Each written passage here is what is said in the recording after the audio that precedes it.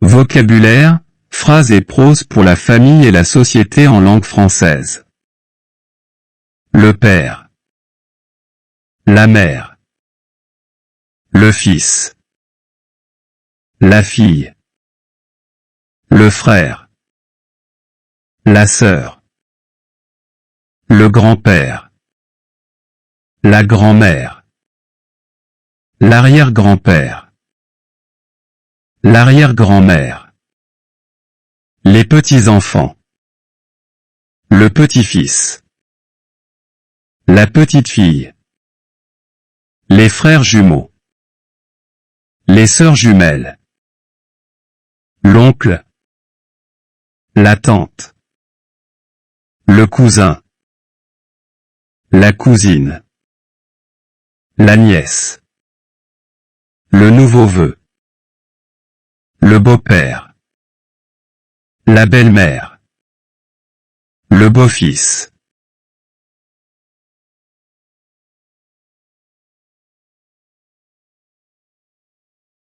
La belle-fille. La belle-mère. Le beau-père. Le garçon bébé. La fille bébé. Le petit ami. La petite amie. L'amant. Les amis. Les voisins. Les camarades de classe. Les collèges. Les proches. Les prestataires de services. Les agents du gouvernement. Les fonctionnaires du gouvernement.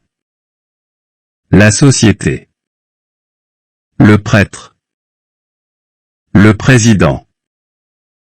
Le premier ministre. Les ministres. L'arbre généalogique. Les générations. Le demi-frère. La demi-sœur. Où est ton papa? Où est ta maman? Quel est le nom de votre père? Quel est ton père? Quel est le nom de votre mère? Combien de frères et sœurs as-tu? Avez-vous un frère? Avez-vous une sœur? Es-tu marié? Comment vont tes camarades de classe? Veuillez présenter les membres de votre famille. Je sors avec mon père. Je rentre à la maison avec maman. Ma mère m'a donné des collations à manger à l'école. Mon père m'a trouvé un travail. Mon père veut que je gagne pour ma famille. Ma famille part en vacances avec tous les amis et parents. Aujourd'hui, nous allons discuter des membres d'une famille. Le père est le chef masculin de la famille. La mère est la femme chef de famille. Tous les hommes de la famille sont de nature masculine et toutes les femmes d'une même famille sont de nature féminine. Le père du chef de famille masculin est le grand-père paternel des enfants du chef de famille masculin. La mère du chef de famille masculin est la grand-mère paternelle des enfants du chef de famille masculin. Le père de la femme chef de famille est le grand-père maternel des enfants de la femme chef de famille. La mère du chef de famille féminin est la grand-mère maternelle des enfants du chef de famille masculin. Le père et la mère des grands-pères et des grands-mères sont appelés arrière-grand-père et arrière-grand-mère. Ils peuvent être issus de la hiérarchie paternelle ou maternelle de l'arbre généalogique. Les garçons du père et de la mère sont appelés fils. Les filles du père et de la mère sont appelées filles. Les fils de la famille sont les frères des filles. Les filles de la famille sont les sœurs des fils. Il y a 6 niveaux de génération visibles dans un arbre généalogique hiérarchique. Le premier niveau est l'arrière-grand-père et l'arrière-grand-mère.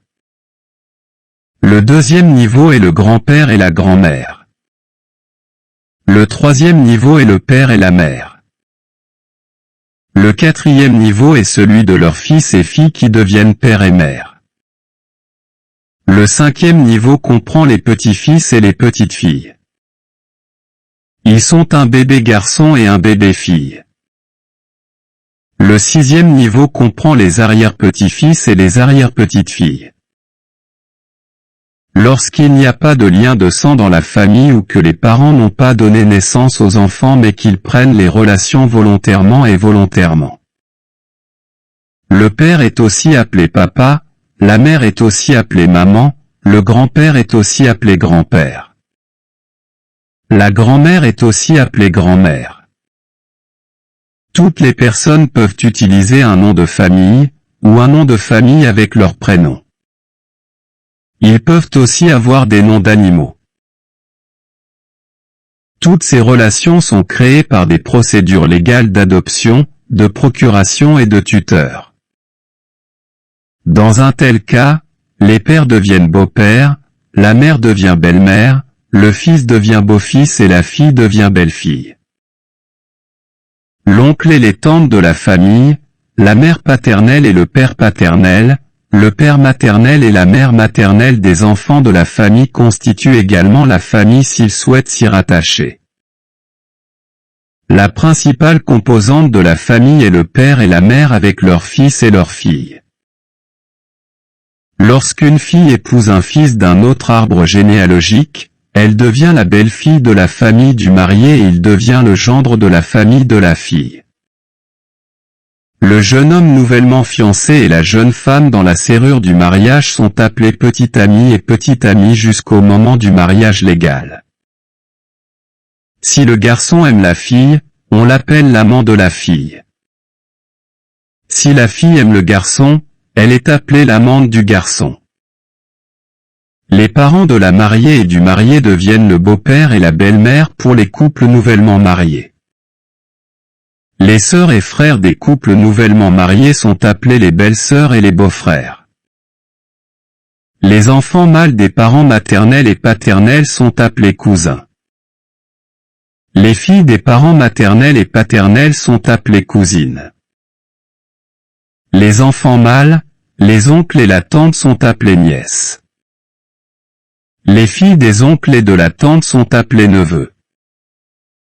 Il est important d'apprendre, de comprendre et d'évaluer votre rôle dans l'arbre généalogique pour être un citoyen responsable du pays.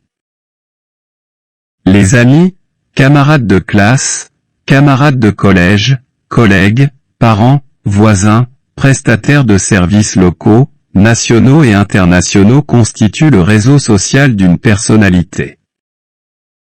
Il y a beaucoup de jumeaux, de sœurs jumelles, de frères et sœurs, de couples et d'amants. Connaître les personnes qui sont dans les relations, les amitiés et le quartier. Vous devez également comprendre que lorsqu'un mariage est célébré, ce n'est pas la mariée et le marié devient la société entière. La société du marié et la société de la mariée sont fusionnées en une société de plus en plus large constituant toutes les personnes de ce cercle. Connaissez bien toutes les personnes qui vous entourent pour réussir dans votre vie. Un tel niveau de compréhension de votre société vous aidera à façonner votre personnalité. Les gens autour de vous peuvent contribuer positivement ou négativement à votre croissance et à votre développement. Il devient donc important de connaître chacun de la société à laquelle vous appartenez aussi. Tous mes vœux. Soyez sages et profitez de la vie.